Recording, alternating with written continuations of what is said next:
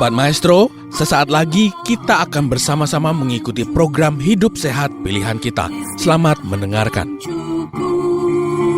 Membuat wajah berseri, diet yang seimbang, tubuh terlihat indah, udara yang bersih, jadikan hidup semangat, pengendalian diri, itu pemenang sejati. Hidup sehat, anugerah Tuhan. Hidup sehat, sangat berharga. 10 hukum kesehatan. Hidup sehat, pilihan kita. Salam sehat. Para pendengar yang dikasihi Tuhan, kembali lagi bersama saya Willy Yonas dari Lifestyle Medicine Department Rumah Sakit Advent Bandung, menjumpai Anda kembali dalam program Hidup Sehat Pilihan Kita. Program ini membahas 10 hukum kesehatan yang mudah dan murah untuk dipraktekkan. Terima kasih kepada para pendengar yang selalu setia mendengarkan atau mengikuti acara program Hidup Sehat Pilihan Kita. Saya berdoa supaya para pendengar sekalian hari ini boleh dalam keadaan yang baik dan sehat, sehingga kita boleh memuliakan Tuhan dengan tubuh kita.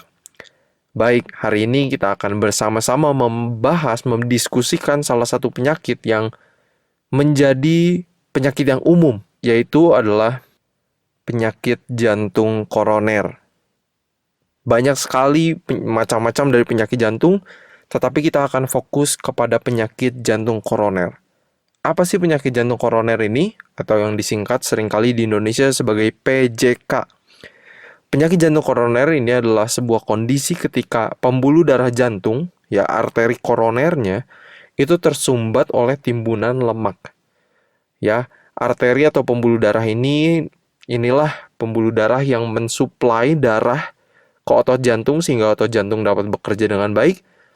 Bisa dibayangkan apa yang akan terjadi ketika ada timbunan lemak di situ? Apakah pembuluh darahnya menjadi menyempit atau tertutup sepenuhnya, tersumbat sepenuhnya? Otot jantung tidak akan mendapatkan suplai oksigen, suplai nutrisi yang dibutuhkan untuk bergerak. Hasilnya bisa serangan jantung. Ini sebuah penyakit yang sudah merenggut banyak nyawa. Dan tetapi apakah kita punya harapan? Yes. World Health Organization sekali lagi mengatakan 80% penyakit jantung, stroke dan diabetes prematur itu dapat dicegah. Karena penyakit-penyakit ini terus semakin menyerang masyarakat yang usianya semakin muda. Mungkin kalau di zaman dulu, mungkin penyakit jantung mungkin baru kita lihat mungkin di usia yang 60, 70 tahun ke atas. Tetapi makin sekarang tidaklah heran ketika kita melihat orang yang cukup muda sudah memiliki penyakit seperti ini. Kalau melihat dari penyebab-penyebab kematian di Indonesia, nomor jantung adalah penyakit nomor 2 yang menyebabkan kematian paling banyak di Indonesia setelah penyakit stroke. Ya, ini datanya dari The Emergence of Non-Communicable Diseases in Indonesia. Ini datanya dipublikasikan di Akta Medika Indonesia, ya, salah satu jurnal di Indonesia. Jadi, ini penting sekali untuk ngomongin penyakit jantung koroner ini, karena semakin banyak orang-orang yang mengalami ini. Saya mau mulai pakai satu cerita, supaya kita semua memiliki pengharapan. Jadi ada satu dokter di Amerika yang bernama Michael Greger. Dia adalah salah satu pendiri dari non-profit organization, namanya nutritionfacts.org. Dr. Michael Greger ini mendirikan sebuah non-profit organization untuk mengedukasi masyarakat tentang pola makan sehat, tentang pola makan nabati, plant-based diet. Ceritanya kenapa? Sampai akhirnya dia punya hati yang tulus sekali untuk mengedukasi masyarakat. Semua yang dia lakukan adalah gratis, semua untuk charity. Kenapa? Ceritanya gini. Nenek dari Michael Greger yang bernama Frances Greger, beliau hidup di North Miami, Florida, di Miami Utara, di Florida, sudah terdiagnosa dengan penyakit jantung koroner ini. Ya. dibilang neneknya ini sudah ada di end stage, ya, di tahap akhir dari penyakit jantung koroner. Dokter ketika waktu itu udah nggak tahu mau ngomong apa lagi. Neneknya ini, Frances Greger, disuruh pulang ke rumah dan dibilang untuk kira-kira mungkin beliau bisa meninggal dalam saat-saat dekat ini. Tapi, oh iya, yang menarik juga, Frances Greger ini sudah mendapatkan bypass surgery berkali-kali, ya, dan sudah banyak sekali yang sudah dilakukan dokter juga untuk membantu Frances Greger ini. Sering kali nih Frances Greger ini duduk di kursi roda karena dia memiliki chest pain atau sakit di bagian dadanya. Tapi dia mendengar sebuah program pola hidup sehat di program longevity oleh Nathan Pritikin di Santa Barbara di California. Ya, jadi ada satu orang yang namanya Nathan Pritikin, dia mempunyai satu program pola hidup sehat di Santa Barbara, California. Nenek Frances Greger ini dengar, dan akhirnya Frances Greger ini terbang dari Florida ke California, dan di California itu Frances Greger dirawat, ya. Di tempat dari Nathan Pritikin ini, nenek dari Michael Greger, yaitu Frances Greger, diberi makan plant-based diet, ya, olahraga, prinsip-prinsip 10 hukum kesehatan yang ada dari Rumah Sakit Advent. Dan ini yang tercatat di dalam suatu buku yang ditulis oleh Nathan Pritikin yang memiliki tempat tersebut. Dari judul buku yang berjudul Pritikin, The Man Who Healed America's Heart. Jadi, Frances Greger, nenek dari Michael Greger ini, tiba di tempatnya Nathan Pritikin di kursi roda. Nyonya Greger ini sudah menderita penyakit jantung, ada angina, ada penyempitan juga pembuluh darah di pembuluh darah kakinya, ya. Kondisinya sudah sangat buruk sehingga dia tidak bisa lagi berjalan tanpa rasa sakit di dada dan kakinya. Coba bayangkan, para pendengar sekalian, bagaimana rasanya setiap kali kita jalan itu selalu ada rasa sakit di dada. Pastinya nggak nyaman sekali, kan? Tapi kalimat selanjutnya yang tercatat di dalam buku ini powerful sekali. Dikatakan dalam 3 minggu, 21 hari, dia tidak hanya keluar dari kursi rodanya, tetapi dia bisa berjalan 10 mil dalam 1 hari. 10 mil itu kira-kira 16 km 1 hari. Wow, seseorang yang sudah memiliki penyempitan pembuluh darah, yang dokter jantung sudah bilang ini sudah tidak ada harapan lagi, sudah dilakukan bypass surgery berkali-kali. Ketika Frances Greger ini merubah pola makannya menjadi pola makan nabati, olahraga, hidup sehat, hati yang gembira, dan yang lainnya, hanya dalam 3 minggu beliau bisa keluar dari kursi roda dan berjalan sekitar 16 km per hari. Dan Frances Greger ketika beliau mengalami ini, beliau umur 65 tahun. Dan ternyata beliau masih hidup lagi 31 tahun kemudian sampai usianya 96 tahun. Tapi para pendengar sekalian mungkin bisa membayangkan apa yang terjadi bila mana ibu nenek Frances Greger ini tidak merubah pola makannya, tidak merubah pola hidupnya. Kita nggak tahu ceritanya bakal seperti apa, tetapi ketika dia mau merubah pola hidupnya, ternyata dia masih bisa hidup 31 tahun lagi dengan kualitas hidup yang baik. Disinilah asal-usul di mana para peneliti semakin melihat bahwa ternyata ada harapan bagi orang-orang yang bahkan sudah memiliki penyakit jantung. Banyak sekali saya akan membagikan sedikit penelitian dari Dr. Dean Ornish di Amerika Serikat, dari Dr. Esselstyn.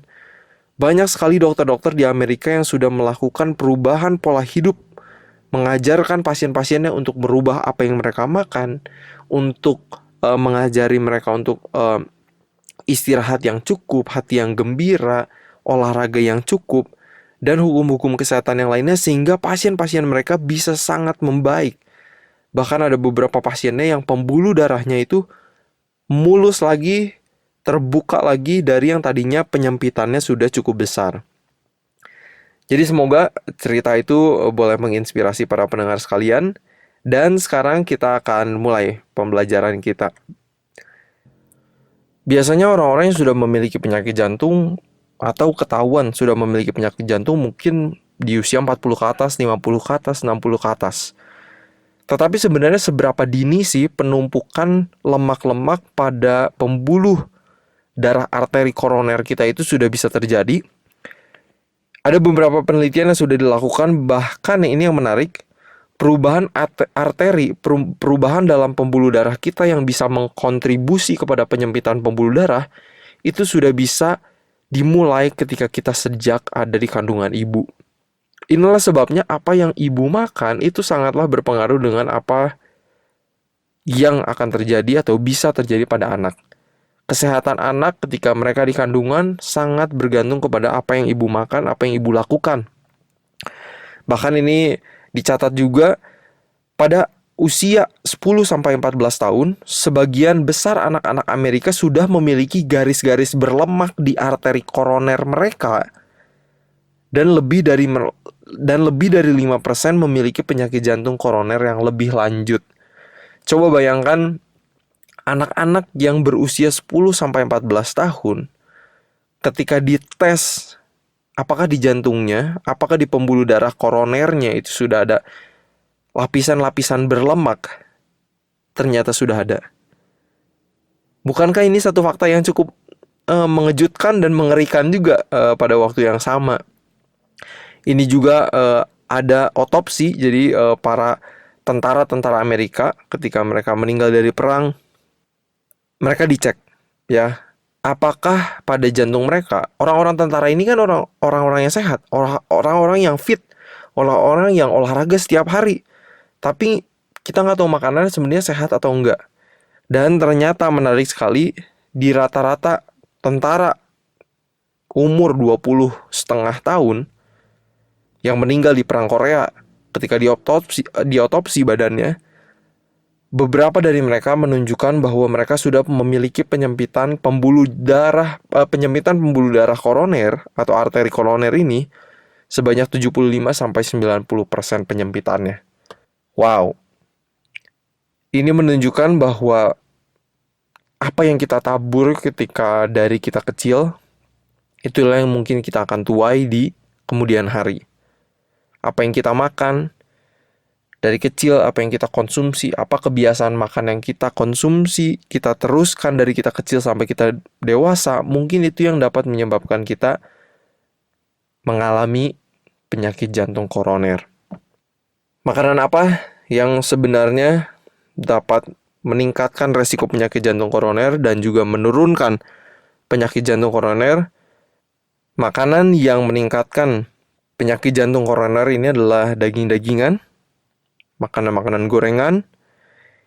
Banyak sekali penelitian yang sudah menunjukkan, dan kurangnya asupan makanan-makanan nabati. Ya, kurangnya sayur buah, kurangnya serat dari makanan-makanan nabati, sayur buah, biji-bijian, kacang-kacangan. Itulah makanan-makanan yang sebenarnya makanan terbaik. Ya, ini salah satu yang cukup menarik, ada satu penelitian dari Dr. T. Colin Campbell. Dia coba membandingkan gimana sih cara orang di Cina makan dan juga cara di Amerika makan. Karena tingkat penyakit jantung di Cina itu lebih rendah dibandingkan di Amerika Serikat. Ya, ini yang diteliti adalah orang-orang Cina yang di pinggiran. Jadi bukan orang Cina yang di kota, tapi orang Cina yang di pinggiran. Ya. Ini yang menarik yang dia temukan, orang-orang Cina yang tinggal di pinggiran rata-rata asupan lemaknya itu kurang dari setengah apa yang orang Amerika makan. Jadi orang Amerika jauh lebih banyak makan lemaknya. Udah gitu, asupan seratnya orang-orang di Cina 3 kali lebih banyak daripada asupan serat orang-orang di Amerika Serikat. Lalu konsumsi protein hewaninya itu sangat rendah, hanya 10% dari total protein hewani yang orang Amerika makan. Jadi orang-orang Amerika jauh lebih banyak makan konsumsi makanan hewaninya. Ketika dilihat, total LDL kolesterolnya, kolesterol yang seringkali dibilang kolesterol yang jahat, yang kurang baik, rata-rata orang di Cina itu 127 mg per dl. Kalau di orang-orang di Amerika Serikat itu 203, ya sudah melebihi batas sedikit, walaupun sedikit. Dan yang menarik kalau melihat dari statistik penyakit jantungnya, dengan gaya makan Amerika yang jauh lebih banyak lemak, kurang serat, lebih banyak yang hewani, antara laki-laki di Amerika Serikat, mereka memiliki 16,7 kali resiko yang lebih tinggi untuk terkena penyakit jantung koroner dibandingkan orang-orang Cina. Lalu pada perempuan, mereka memiliki 5,6 kali lebih tinggi resiko, orang Amerika ya, daripada orang-orang Cina yang hidup di pedesaan. Sekali lagi, pola makan itu sangat-sangat berpengaruh kepada resiko penyakit jantung koroner. Jadi memperhatikan apa yang kita makan sejak kita kecil adalah hal yang sangat baik. Karena salah satu prinsip alam adalah apa yang kita tabur, itulah yang kita tuai. Tapi seperti Frances Greger, mamahnya dari Michael Greger, kita memiliki harapan. Ada satu dokter di Amerika yang bernama Dr. Esselstyn, sangat terkenal karena beliau sudah melakukan penelitian dengan pasien-pasien penyakit jantung koronernya sendiri. Pasien-pasien yang sudah memiliki penyempitan pembuluh darah disarankan untuk merubah pola makannya dengan pola makan whole food plant-based diet. Makanan-makanan nabati yang utuh, seutuh mungkin, sealami mungkin. Gak ada makanan-makanan bungkus-bungkusan, makanan-makanan yang alami. Dan yang menarik dari penelitiannya, banyak sekali 93% dari pasien-pasiennya yang tadinya memiliki angina atau chest pain, sakit di dadanya, 93% mengalami kemajuan. Ya, mereka lakukan ini, mereka follow up untuk 3,7 tahun ke depan. Ya. Dan menarik sekali, salah satu dari pasiennya yang dilaporkan di dalam penelitian ini terlihat sekali dari hasil diagnosa penyakit jantung koroner ini, terlihat pembuluh darahnya itu sudah ada penyempitan. Tetapi ketika orang ini, pasiennya ini merubah pola makannya menjadi pola makan nabati yang sealami mungkin dan seutuh mungkin, pembuluh darahnya itu menjadi terbuka lagi seperti normal. Wow, ini luar biasa sekali apa yang Dr. Esselstyn sudah lakukan penelitiannya di Amerika Serikat. Dan juga ada penelitian lain yang lebih menarik lagi, dari Dr. Dean Ornish. Dr. Dean Ornish, salah satu pendiri dari lifestyle medicine di Amerika Serikat. Mereka, Dr. Dean Ornish dengan timnya berusaha melakukan satu penelitian, di mana penelitiannya dilakukan selama 5 tahun. Ya, satu grup orang-orang yang sudah memiliki penyakit jantung koroner, diubah pola makannya dengan pola makan nabati yang utuh. Ya, udah gitu dengan olahraga, dengan manajemen stres juga, dengan program berhenti merokok juga. Tetapi grup satu lagi itu hanya melakukan apa yang dokter mereka kasih tahu. Ya, dokter, tapi nggak dibantu secara intensif dalam melakukan perubahan pola hidupnya. Yang menarik, baru hanya dalam 1 tahun, chest pain mereka berkurang. Ya, rasa sakit pada dada mereka berkurang, kolesterol mereka semua angkanya turun, penyempitan pembuluh darah mereka pun berkurang. Jadi penyempitan pembuluh darahnya bukan makin tebal, tapi makin tipis justru. Hanya dalam 1 tahun merubah pola makan dan pola hidup lainnya. Tapi di grup satunya lagi, grup kontrol yang hanya melakukan apa yang dokter mereka katakan, tingkat angina, chest pain, sakit di dada mereka itu meningkat sebanyak 165%. Terus penyempitan pembuluh darah mereka bukannya menipis tapi menebal. Jadi banyak sekali penelitian dari Dr. Dean Ornish sudah dilakukan dari sejak tahun 1970-an bahwa menunjukkan perubahan pola hidup, perubahan pola makan, olahraga, stress management, itu adalah salah satu cara yang paling efektif juga dalam menangani penyakit jantung koroner. Tapi sekali lagi, bila mana pendengar memiliki penyakit jantung koroner, harap dicek ke dokter. Kita di Rumah Sakit Advent Bandung juga sudah memiliki beberapa dokter jantung yang bisa membantu Anda dalam merubah pola hidupnya. Ya, jangan lupa tetap konsul ke dokter, sangat penting ya. Tapi ini kita membahas dari pola makannya ya. Lalu salah satu yang makanan yang perlu kita hindarkan juga yang sangat berkaitan dengan penyakit jantung adalah makanan-makanan manis. Makanan-makanan yang banyak gula tambahan. Makanan-makanan kemasan, snack-snack, es krim, coklat-coklat. Makanan-makanan yang banyak gula tambahannya ini yang sangat perlu kita hati-hati juga. Jadi sekali lagi terbaik adalah makanan nabati yang utuh, yang bukan dibungkus-bungkus ya. Makanan-makanan yang fresh itu adalah makanan yang terbaik. Dan sekali lagi saya mau katakan bahwa faktor-faktor resiko penyakit jantung koroner ini juga banyak. Ada jam tidur, ada tingkat stres kita dan lain-lain. Tapi kita nggak bisa bahas di program Hidup Sehat Pilihan Kita pada hari ini. Saya mau menutup program Hidup Sehat Pilihan Kita hari ini dengan sebuah cerita. Jadi tadi di awal saya sebutkan nama Nathan Pritikin yang memiliki sebuah longevity center di California, di mana orang-orang yang sudah memiliki penyakit jantung koroner, diabetes dan lain-lain, mereka boleh berobat ke sana, diajarin pola hidup sehat. Kenapa sih Nathan Pritikin itu melakukan hal ini? Dia bukan seorang dokter, tetapi dia seorang penemu, scientist. Tapi dia di umur 42 tahun terdiagnosa dengan penyakit jantung koroner ini. Akhirnya dia coba cari mana sih penelitian yang bisa menunjukkan bahwa sesuatu itu bisa menolong kondisi yang dialami. Dan dia mendapatkan bahwa pola makan salah satu yang bisa dia lakukan, pola makan yang sehat, pola makan yang nabati, itu yang bisa dia coba untuk mengatasi penyakit jantung koroner yang sudah dia lakukan.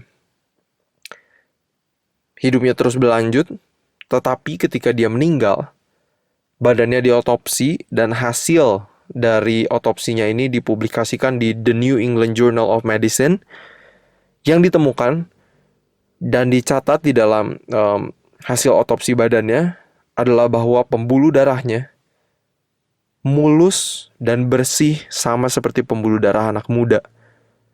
Bayangkan seseorang yang sudah pernah didiagnosa dengan penyakit jantung koroner, ketika dia meninggal, ketika dia diotopsi, ketika dilihat lagi pembuluh darahnya, bahwa pembuluh darahnya itu adalah mulus seperti pembuluh darah orang muda. Seperti pembuluh darah yang gak pernah terkena penyakit jantung koroner. Bukankah ini suatu harapan buat kita semua? Kiranya kita boleh menjaga kesehatan kita dari muda, dari sekarang, dari hari ini. Kiranya para pendengar boleh mulai melakukan perubahan sedikit demi sedikit, tentunya dengan arahan ahli medis, tenaga kesehatan, sehingga terutama buat para pendengar yang mungkin sudah memiliki penyakit jantung koroner atau penyakit lainnya, sangat penting dulu untuk cek kesehatan, lalu juga dibarengkan dengan perubahan pola hidup. Itu yang saya mau bagikan hari ini. Kiranya informasi yang dibagikan boleh membuka wawasan para pendengar sekalian. Kiranya ini boleh menjadi berkat, dan saya harap kita boleh terus hidup sehat, boleh memuliakan Tuhan dengan tubuh kita. Baik, untuk itu mari sama-sama kita berdoa untuk menutup program hari ini. Bapa kami yang di surga, kami bersyukur dan berterima kasih atas kebaikan Tuhan kepada kami. Tuhan, hari ini kami telah belajar sebuah harapan yang kita miliki ketika kita mau hidup sehat untuk mencegah bahkan melawan penyakit jantung koroner ya Tuhan. Tuhan, biarlah Tuhan berikan kekuatan kepada kami untuk melakukan 10 hukum kesehatan ini. Kiranya Tuhan boleh membimbing kami langkah demi langkah, membimbing para pendengar, sehingga kami semua boleh hidup sehat. Kayak mau menyerahkan sisa hari ini kepada Tuhan, hanya di dalam nama Yesus kami berdoa dan mengucap syukur. Amin. Sobat Maestro, Anda baru saja mendengarkan program Hidup Sehat Pilihan Kita. Terima kasih atas kebersamaan Anda. Istirahat yang cukup membuat wajah berseri. Diet yang seimbang, tubuh terlihat indah. Udara yang bersih, jadikan hidup semangat. Pengendalian diri, itu pemenang sejati. Hidup sehat, anugerah Tuhan. Hidup sehat, sangat berharga. 10 hukum kesehatan. Hidup sehat.